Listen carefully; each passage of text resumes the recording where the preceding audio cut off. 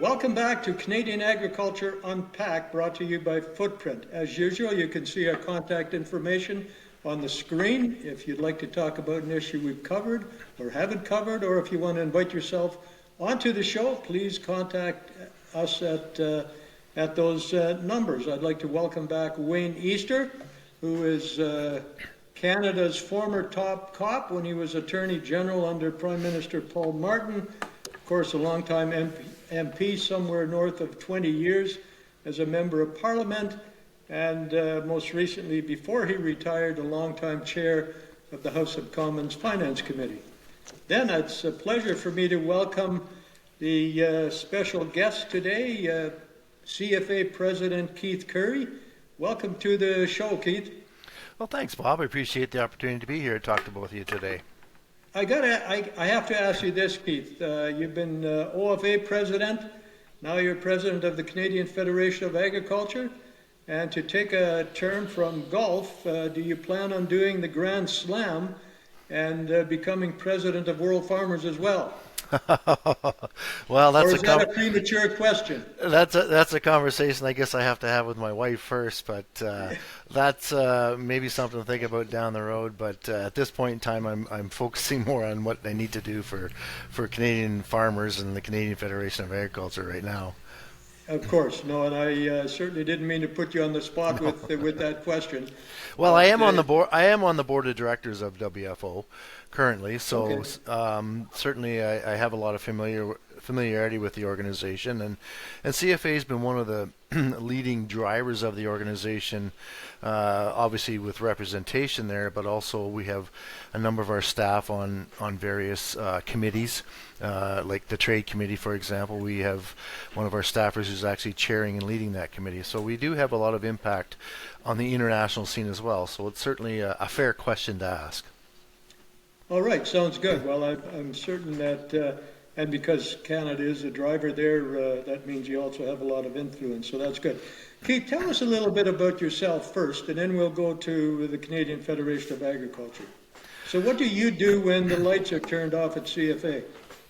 Well, I like to be at home. My home is in Collingwood, Ontario, which is about 2 hours north of Toronto, right on the lee of Georgian Bay, which is part of the Great Lakes system. And I'm an 8th generation farmer here, Bob. My ancestors came here from Scotland in the early 1800s, and so I took over the farm from my family. My dad and my uncle had a partnership which we took over, my wife and I, many years ago now. And we did have a dairy operation, but the dairy herd was dispersed upwards of 20 years ago now, I guess. And so we focused mainly on grains and oilseed, corn, soybeans, wheat, some forage hay production. And we also have a sweet corn and gladiola operation, which we're trying to wind down because we're both getting older, and it's a lot of work. It's been a great business for us, but we grow sweet corn and gladiola flowers for cut flowers that we sell at a market garden center at the front of the farm. So that's been keeping us busy while I haven't been out on the farm organization political trail.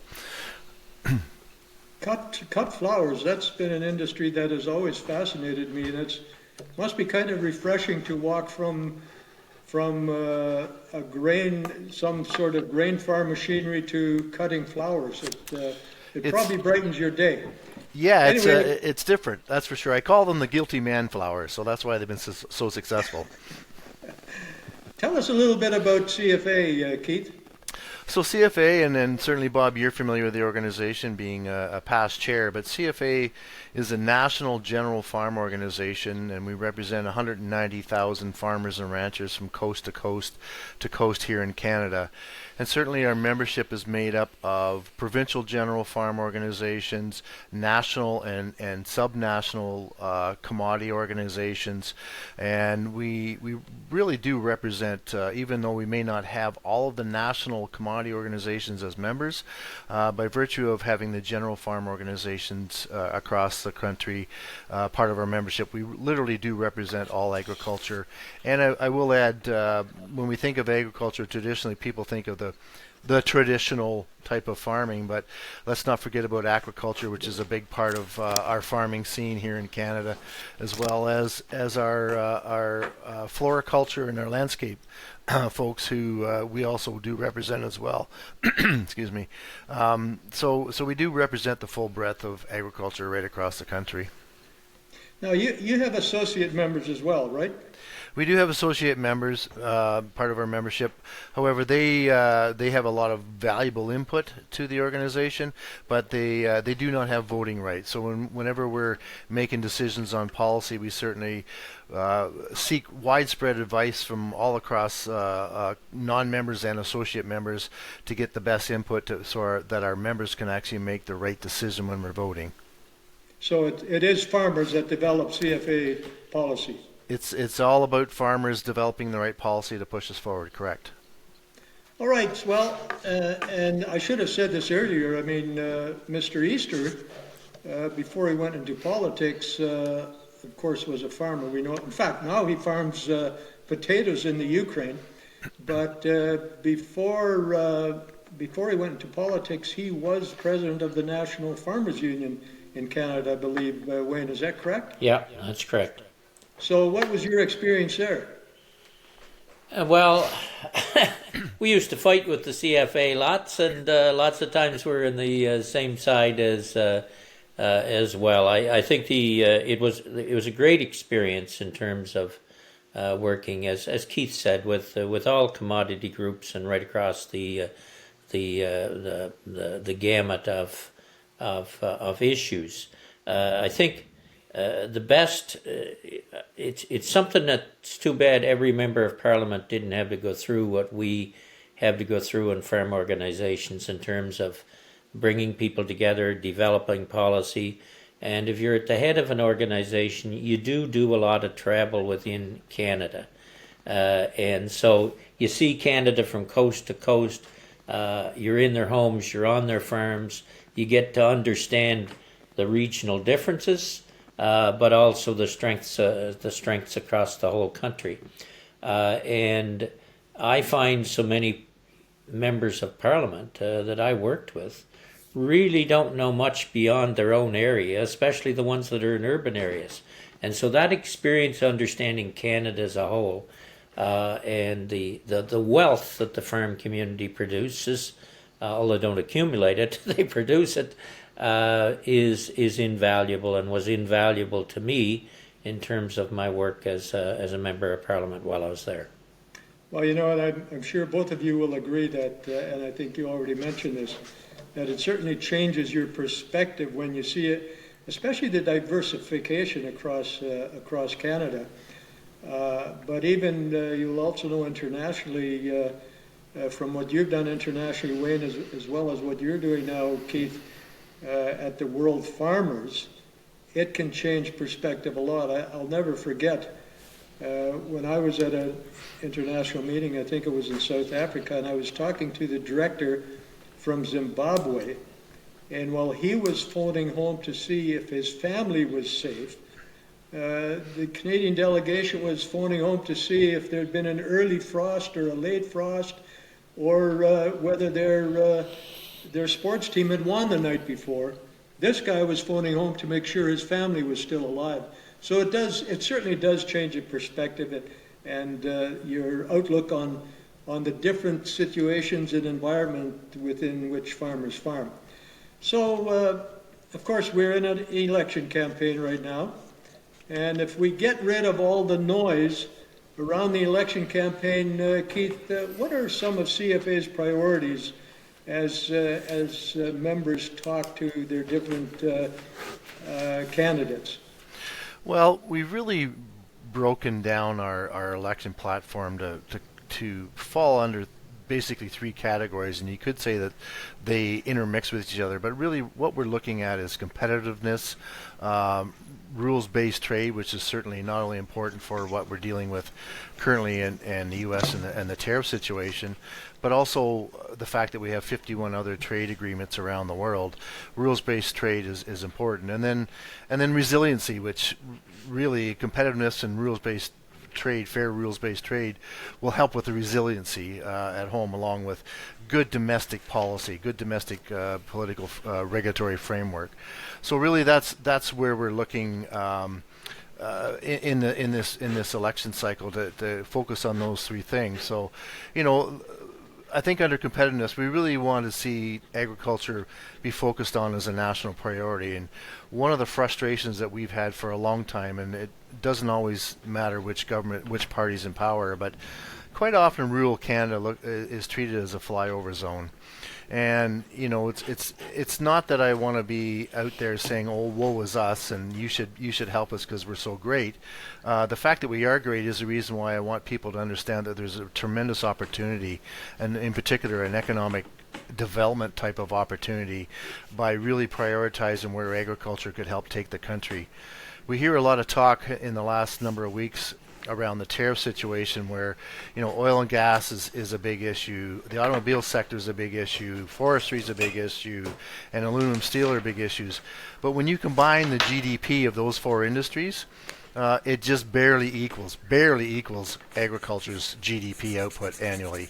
And when you look at the employment of those four sectors, they almost get to 30% of what agriculture is employing across the country. So there's just a tremendous opportunity there because we have such tremendous natural capital assets across this country to produce food, fuel, fiber, pharmaceuticals, energy.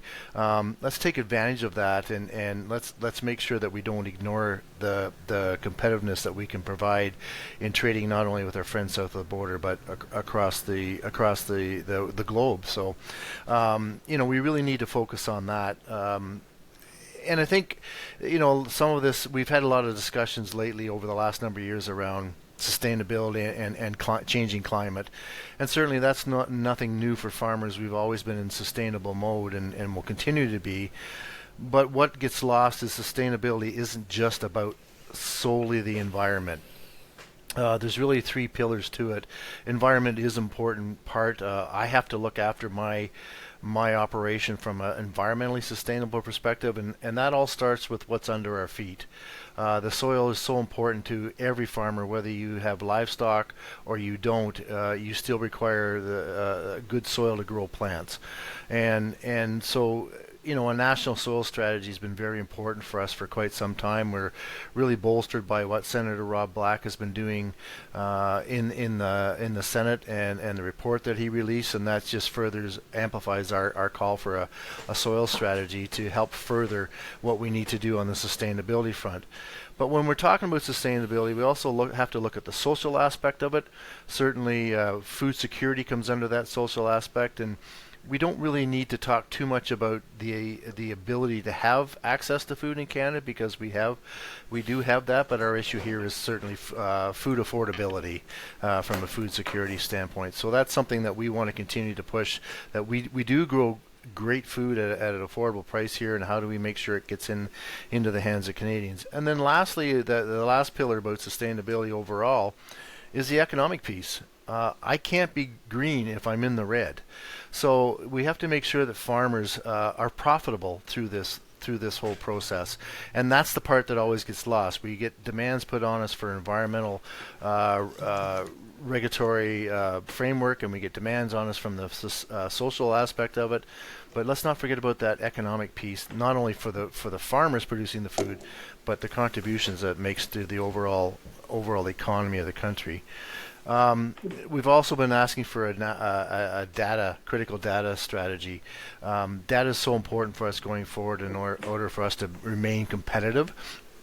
And I think, we have tremendous technology available to us, but having the right data, whether it's seed technology, whether it's hardware technology, livestock technology, how do we get a hold of the data that we need to really advance what we need going forward? And I think that's something that is important to all farmers across the country.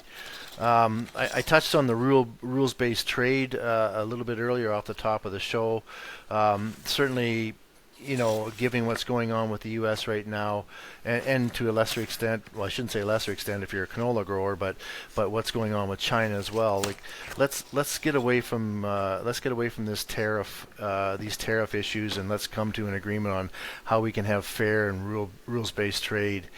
And the U.S. and Brazil are really putting us in a bind by not appointing anyone to the appellate body of WTO, which means there really isn't a fair way to adjudicate issues between countries or multiple countries in trade agreements. And so somehow we need to get back to how we can adjudicate these disputes that are going on. So that's important too. But it's not just tariffs; it's also non-tariff barriers that we're running up against in some of our trade deals too. So we really need a strong advocate by the government to make sure that we're being treated fairly in our trade deals, and we get access that we've negotiated through these deals to many of our products. And because we're seeing more and more non-tariff barriers starting to sneak into some of the trade that's going on, it's really is affecting some of our trade out there.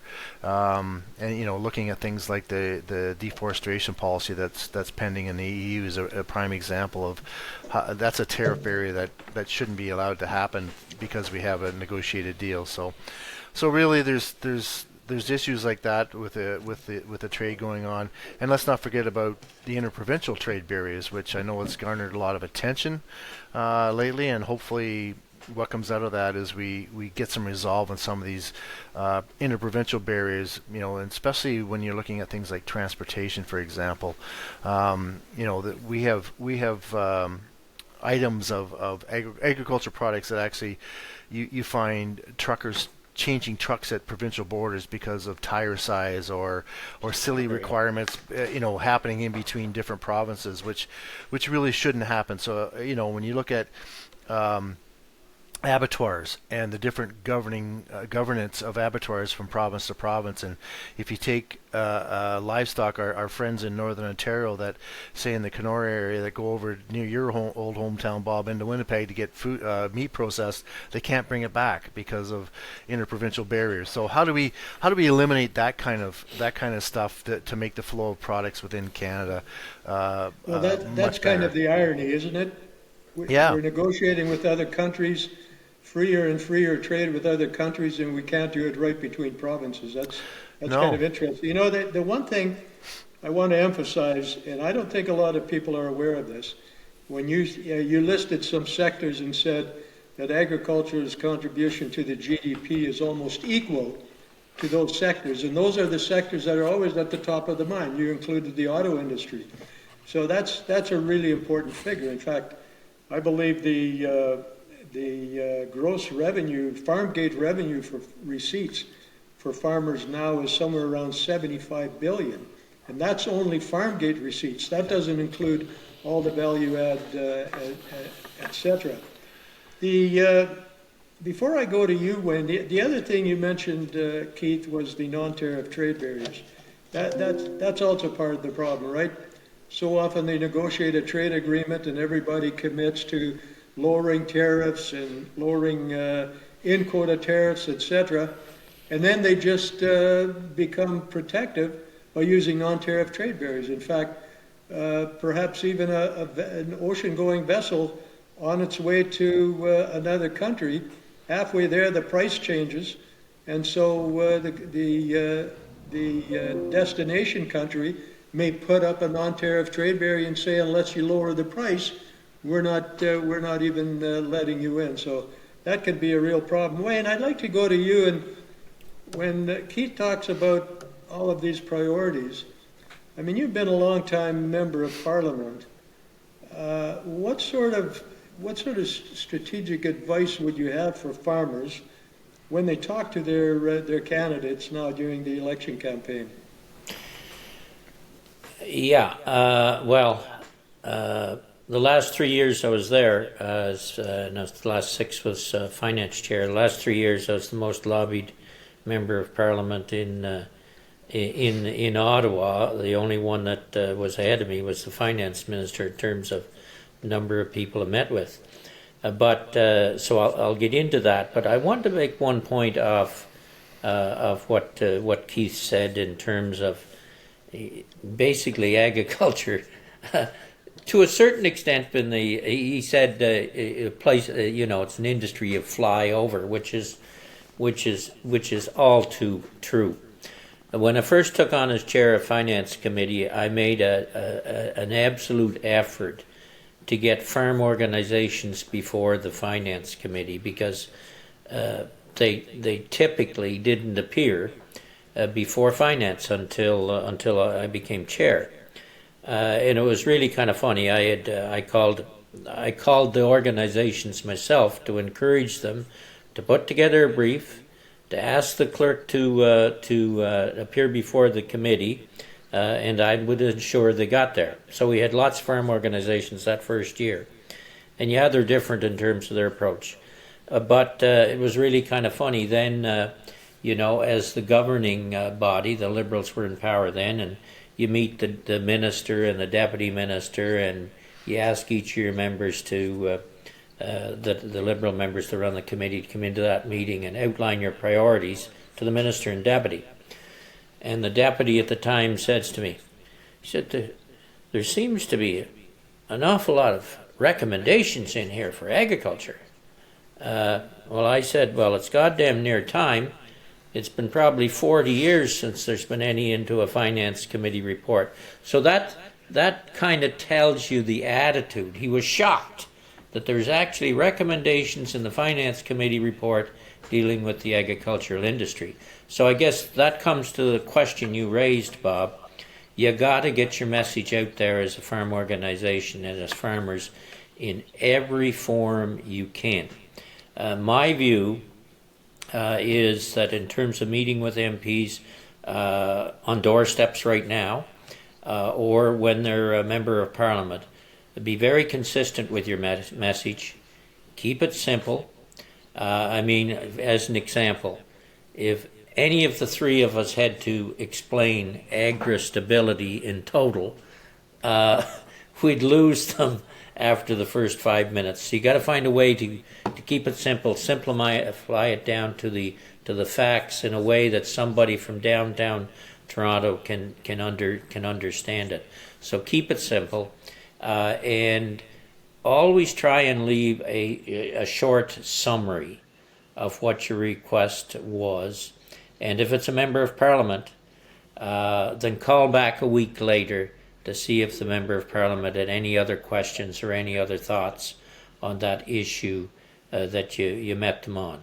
Last point I'd make, when you're meeting in the federal government with a minister, always keep in mind that quite often, and I've sat around the cabinet table, quite often the Minister of Agriculture will actually be on your side. It's the other ministers you got to worry about. So as a farm organization, try and get meetings with them, including the finance minister, international trade, even some of the ones that don't directly relate to agriculture itself, because they sit around the cabinet table. They need to be informed on the value of this industry and our needs. Thanks for that, Wayne. So Keith, when we do, and you touched on this as well, and that's the tariffs. The tariffs that have already been implemented, and perhaps more tariffs looming. What are your members saying about that?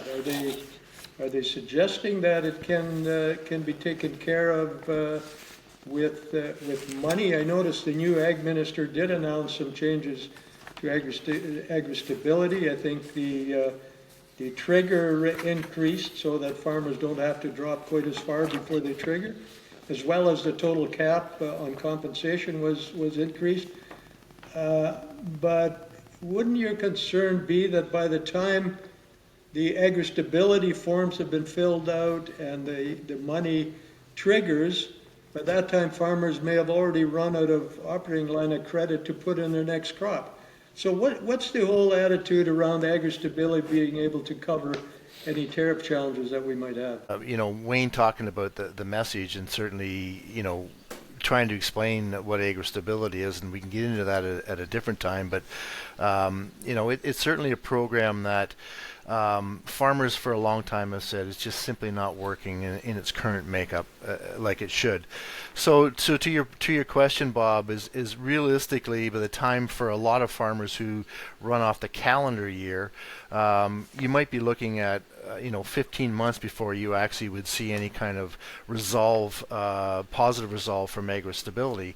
And keeping in mind that agri-stability is an insurance program, so it's not income replacement.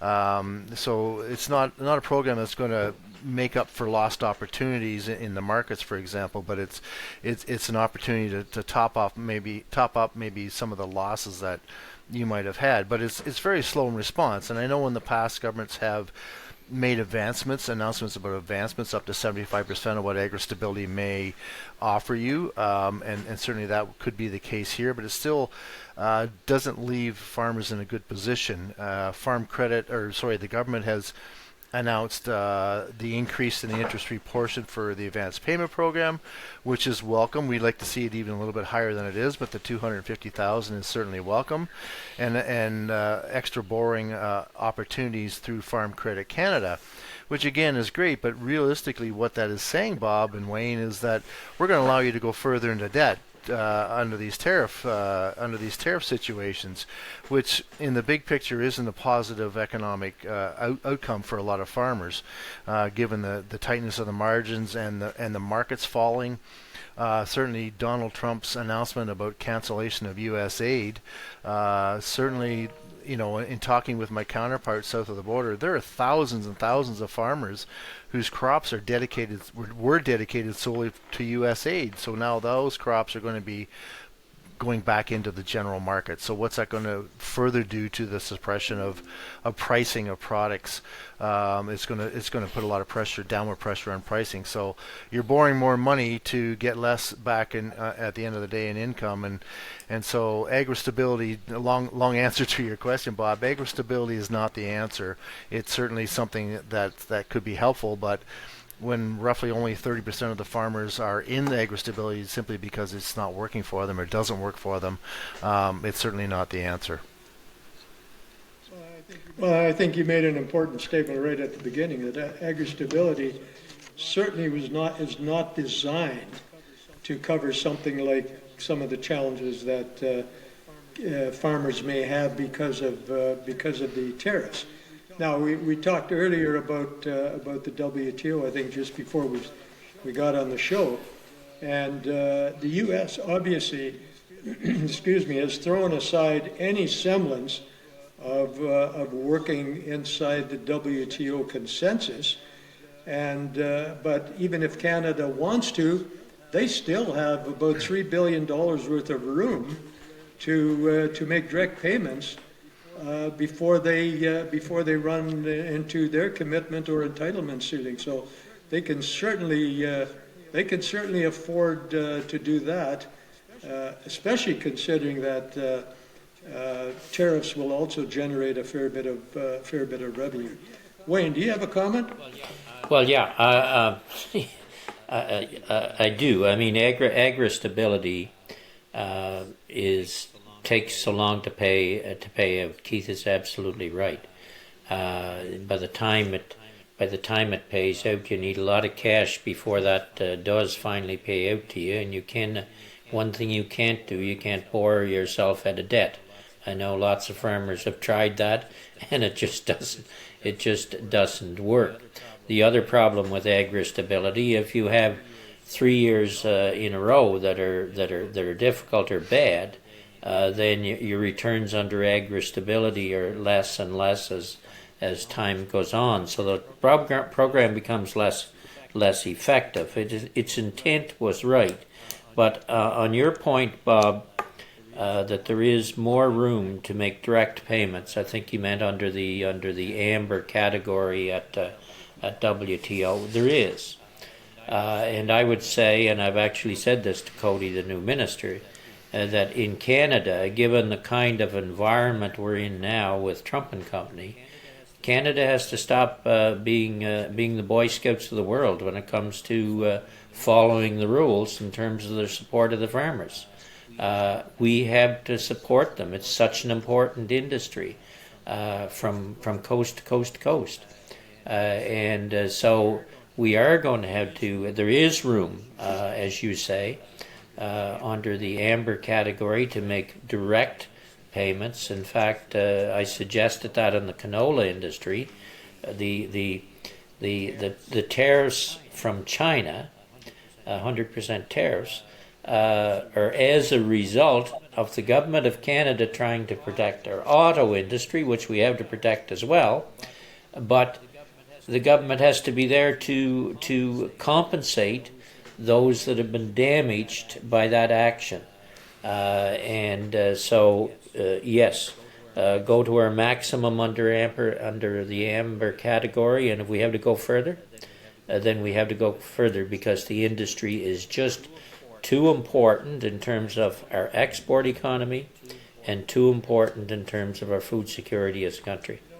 You know, we talked about that on the show when we had the former chair of the Canadian Canola Growers as a guest, and we were talking about the unintended consequences of the tariffs on electric vehicles coming from China. But there should have been some inkling that China would do what they did, because they retaliated against canola when we had that Yowie executive under house arrest in BC. So it's not foreign to any government officials that China will react.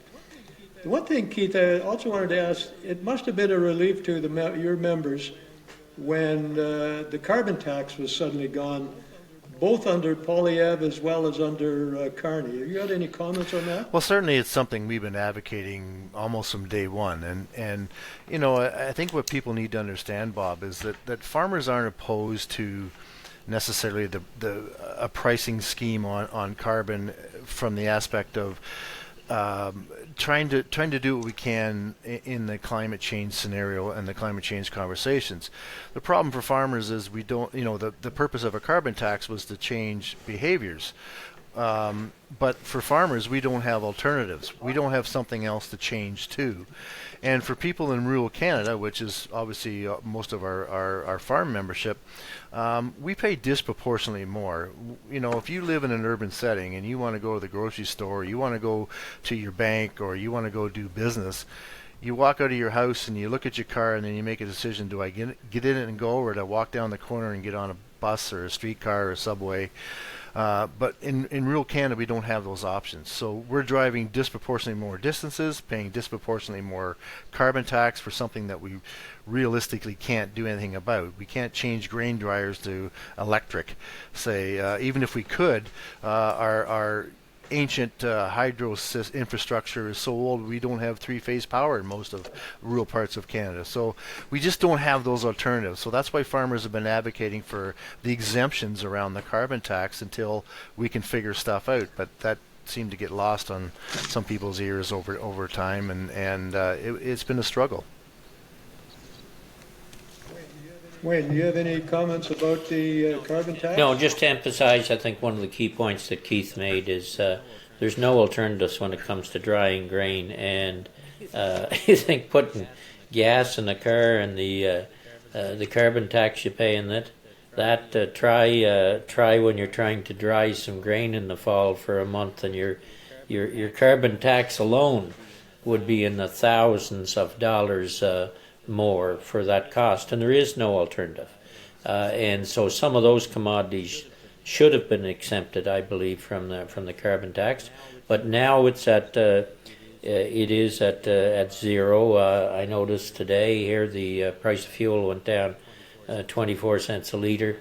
So obviously they have enacted the policy, which is nice. I know I've seen a lot of times I've heard the promises, but it's when you see the end result that you really get there. So it's off this morning, or at midnight last night.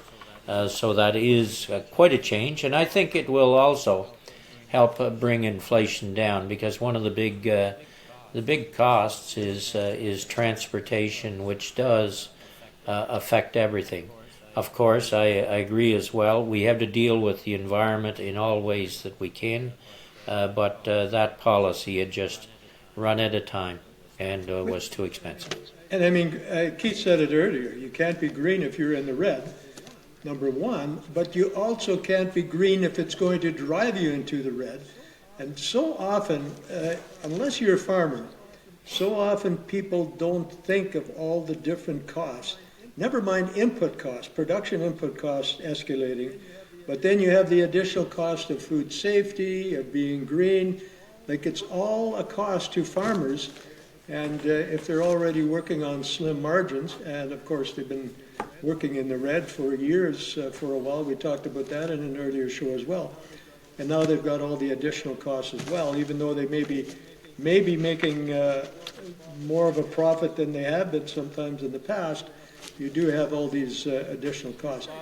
Bob, if I just interrupt, there's one point that was made earlier that I want to come back to, and that is the side effects of some of Trump's decisions that are going to affect the farm community. And that is, Keith had mentioned U.S. aid. A policy with U.S. aid that I agree with 100% is they, in terms of their aid around the world, they always bought American commodities. That's one of my criticisms of CETA in Canada. They will buy they'll buy it wherever they can buy it the cheapest, rather than taxpayers' money is going to buy commodities cheap from somewhere else, whether it's grain or wheat or whatever it might be. When I really think when it's taxpayers' money, they should have been buying Canadian product, even if it is more expensive. But that cancellation of the U.S. aid, they bought $2 billion U.S. of farm products in the States annually. That is going to have a big impact as those farmers try and move that product wherever it may be elsewhere. And it'll impact their decisions on what they plant this spring as well. So that's a consequence of a decision that I don't think most people would think of would have a real impact. Not only have an impact on human rights and health of people and poverty and food security worldwide, it'll have an impact on the farm community worldwide as well. You know, that's a really good point you make. And I mean, in addition to U.S. aid, if you're buying product for the school lunch program, it has to be domestic product. If you buy food for the armed forces, it has to be domestic. I mean, that's why their green box spending is 90% of the value of their farm gate value. And so that's just another one of those subsidies that Canadian farmers don't have. Do you have a comment on that, Keith, on what? Well, no, I was just going to add to it, and it goes back to your comment around carbon tax, and really it's about all kinds of programs or regulatory framework that the government implements, any government implements, is when it comes to the farm community, where we're struggling, and it certainly showed up with carbon taxes. You know, if you have a business in downtown urban Canada, and you know, let's take McDonald's for example, and you are charged a surcharge of carbon tax on all the products that are trucked into your business. You put every Big Mac up by a nickel, and you recoup that cost from the consumer. For those of us in agriculture, primary agriculture, we don't have those options. So when those added costs, whether it's a carbon tax or other decisions, trade decisions, tariff decisions, and our costs increase, we don't have the luxury of passing that on to the consuming public. consuming public. So that means that we're cutting into our margins even more. And I don't think not only most of society understands that, certainly most of our elected don't understand that aspect either when they're making these decisions. And the more that we can inform them about how our system works, I think the better off we'll be. Thanks for that, Keith. Two other things I wanted to quickly touch on. Number one, has the net farm income, is that pressure a little less now than what it was for some years? Well, I think it depends on the commodity you're talking about, and overall, we've seen a rise in commodity prices over the last 2 or 3 years, although they've softened recently, and certainly the cow-calf operators are seeing some record prices right now, but that has as much to do with inventory and inventory reduction we saw in 21, 22, and 2021, 22 when the drought went through the prairies and people really had no decision other than to disperse herds, and so now we're seeing a reduction in the inventory. So that's driving cow-calf prices up as well, and you're even seeing it to a certain extent in the dairy herds because people are looking at cull cattle or heifers or bull calves that they're putting into the beef market because of the prices, as opposed to keeping those as replacement animals. And now I just talked to a dairy farmer yesterday who said dairy prices are starting to rise significantly for replacements because the inventory is not there. So certainly, I think we're looking at what's going to happen through this tariff situation and hoping that it doesn't affect the farm income overall. But we know that that's not likely going to happen.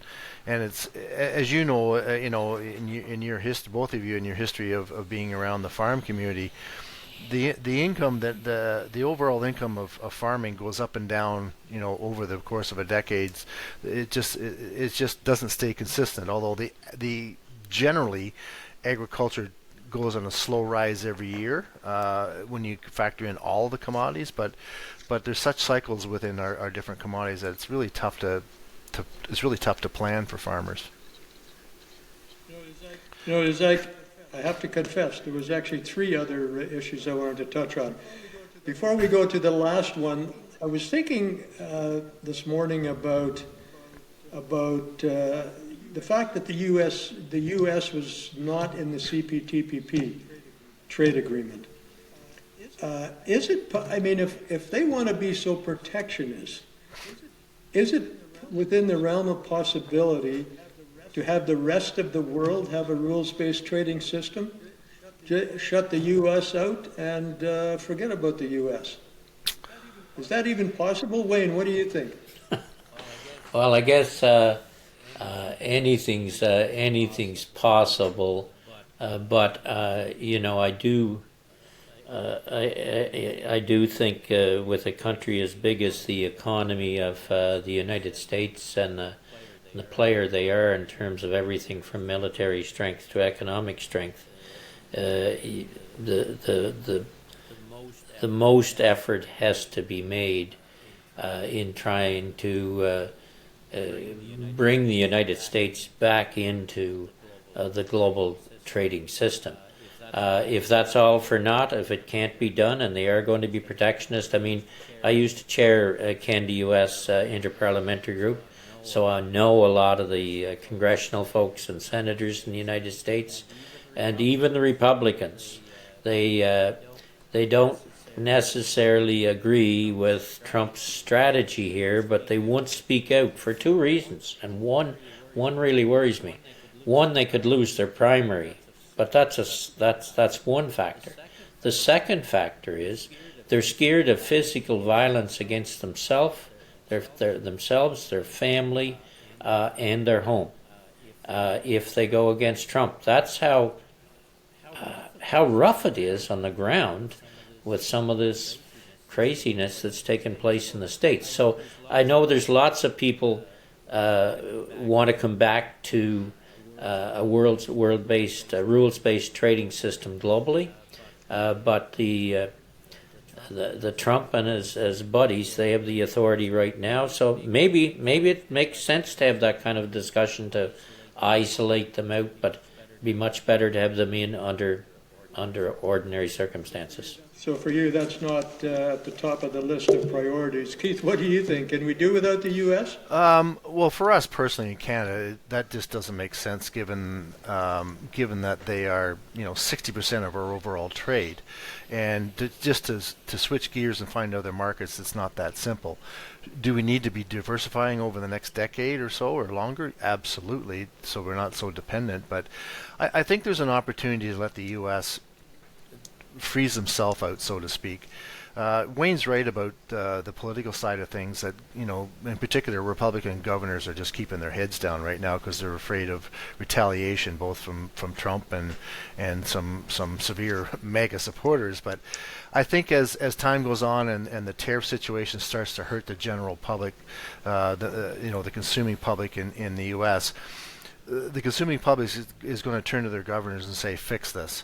And that's when I think you're going to start hearing them speak up a little more. They're going to be a little careful how they do it, but they're going to speak up more. And certainly, by this time, or by the fall of 26, when the midterms happen, I think you're going to see a significant change in the Congress for sure, which will really start to neuter the Trump administration and what they do. But I look at the world looking at this and saying, how can we minimize this politically speaking for us? And when you look at the deal last week that was signed between China and Brazil, they did something very unique, and that was they are not trading in U.S. dollars. They're trading in their own currencies.